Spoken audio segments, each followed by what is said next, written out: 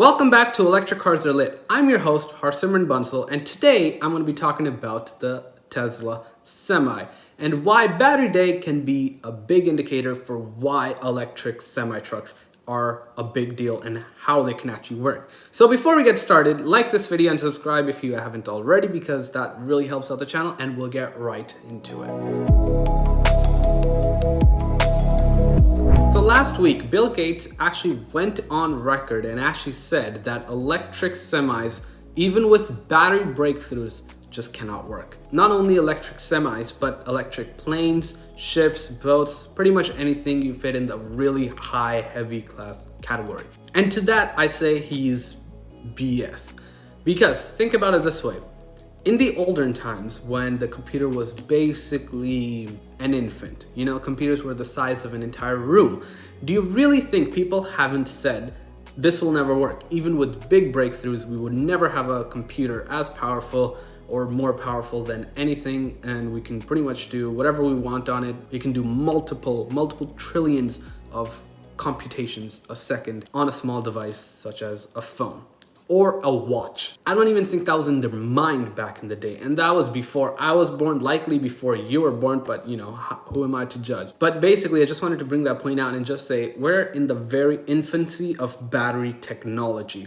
Battery Day is gonna show us some breakthroughs of what's possible with battery. It's not gonna be, holy shit, battery breakthrough, perfect, when it's gonna be available? Oh, in 10 years? What? Like, just everyone is saying solid state batteries, oh, this new battery tech. It's like, if you can make it in a lab, that's completely different than making it or mass producing it in a factory. That's completely different. So on Battery Day, what's gonna be focused, what I believe is actually gonna be focused, is gonna be the mass production of batteries and how they can make the battery cell manufacturing much more efficient, much more quicker, and reduce the cost. And all that's going to do is essentially improve the battery technology eventually, because as we get, say, a solid state battery, we already have the infrastructure, the technologies to produce that battery, and other than like a few minor changes in the manufacturing process, and we can improve the energy density of the packs. Improving the energy density in the packs is a very big deal to get electric semis to work. The reason why Bill Gates actually says electric semis can't work is because, well, you need more batteries. The more batteries you add, the more weight you add, and then the more power you're gonna need, and then you have to add even more batteries. But really, we've seen this with the cars, on the car side. The more batteries you add, yes, it does add weight, for sure, not denying that fact, but the weight is actually being offset by the motors. Weight isn't actually as big of a factor for electric vehicles as for an ICE engine. For an ICE engine, weight is a really big factor. You add like half a ton of weight in the car and holy crap, your efficiency goes down the drain like hell. Whereas for electric vehicles, because they have a lot of torque in the motors and everything, weight isn't as big of a concern. Obviously, I'm not saying it's just like negligible or anything, but it's not as big of a concern. What is a concern is aerodynamics, and that is what this electric semi will obviously solve. And all the other semi-trucks are terrible at aerodynamics. They're very bad, like completely shit. There's no revolution in semi-trucks on the aerodynamic side, really at all. And it doesn't really matter that much for those vehicles because you actually want a lot of air hitting the radiator to cool the big engine. So it kind of makes sort of sense. But for an electric semi, this does not. So as Elon stated in the unveil event of the electric semi, of the Tesla Semi, most semi-trucks don't actually travel more than 250 miles. And then you can come back 250 miles. So that's 80% of trips are less than 250 miles. Now, another aspect of it, not all semis are, well, full weight. They're not like all the semis that you see, they're not carrying the maximum allowed capacity or the maximum allowed weight, the 80,000 pound limit. Most, at least what I've actually found on the internet, was about 40,000 pounds, 50,000 pounds maybe. So now, an average semi does 40,000 pounds and less than 250 miles. I'm not saying all semis, obviously, but a majority of them are. So based on that information, what I get from that is that those semi-trucks, or these semi-trucks that Tesla is actually releasing, could do about 80% of the journeys that most other semi-trucks can do already. That's 80% covered. Now 80% is obviously not 100%, so now let's get the top 20%.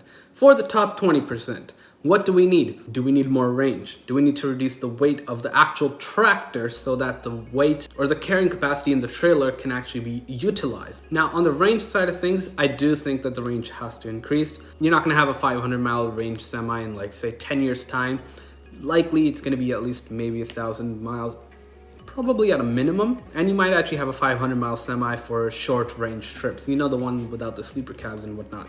So for those, pretty much it works out. For these, maybe not. And obviously you have a big infrastructure to supply for. Right now we haven't seen the mega chargers. They are gonna go up eventually, sometime in the future, don't know when. Now you also have to take into account the weight of a normal tractor. It has a big gas engine, it has big fuel tanks, it has pretty much a big axle and whatever, heavy axles for that stuff, for the drivetrain and whatnot. And for that, what I would actually say is that those are offset by the battery and motor. Motors are very, very light. The Tesla Semi is actually just using 4 Model 3 motors. So really, we're talking about pretty light motors, maybe 100 kilos each. So in the testing phase, Tesla has actually gotten better results than what was expected. So the 300-mile range semi-truck is actually be getting more range at near max capacity, about 75,000 pounds, sorry, not 100. That's like baby territory, what the hell am I saying? So what are some key ingredients that Tesla is actually working on for this battery day for the Semi to actually work? We're all hearing about this 1,000,000-mile battery, and most are actually thinking, well, why do you need a 1,000,000-mile battery in a car? The car will last over 100 years and the battery will still be fine. Well, so here's the thing. The cell that they use in a Tesla will be the same cell that goes in, say, a Model 3 and likely the Tesla Semi.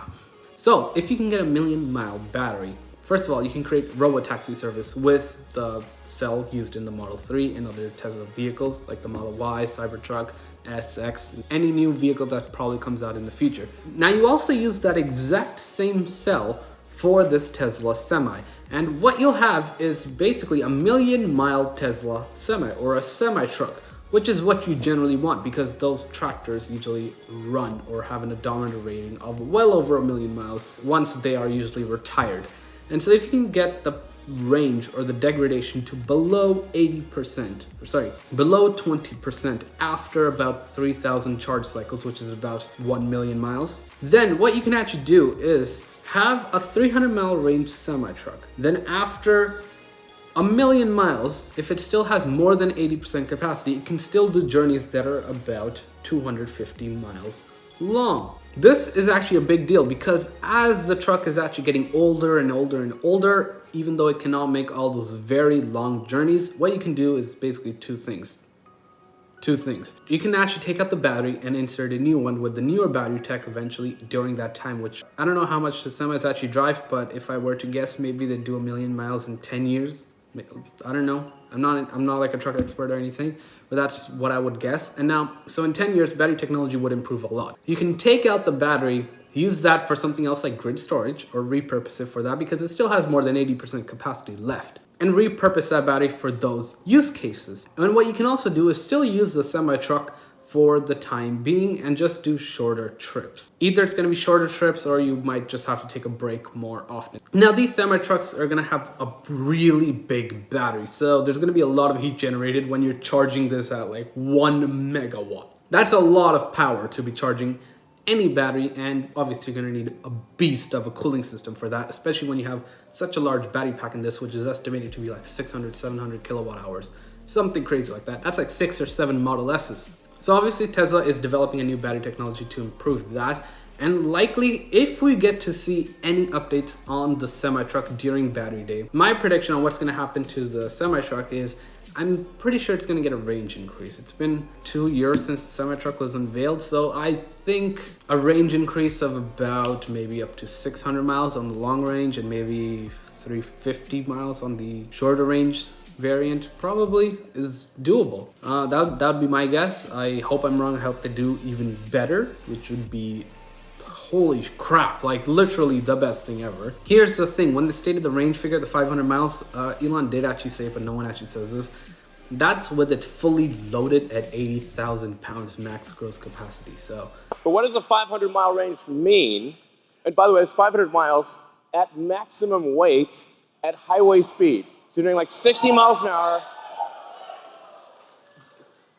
That's a worst case scenario. You know, if you're carrying the average weight, which is about 40,000 pounds total, including the tractor and the trailer, I wouldn't see a reason why you couldn't get 600 miles out of that thing, especially if you drive slightly slower. Say instead of going 65 miles an hour, drive at 60 miles an hour. You'll easily get probably 100 miles of range out of that just by doing that. So overall, I'm very optimistic looking forward at this, and basically I do think that Bill Gates kind of thing is getting old. He doesn't get new technologies, I feel like, I don't know.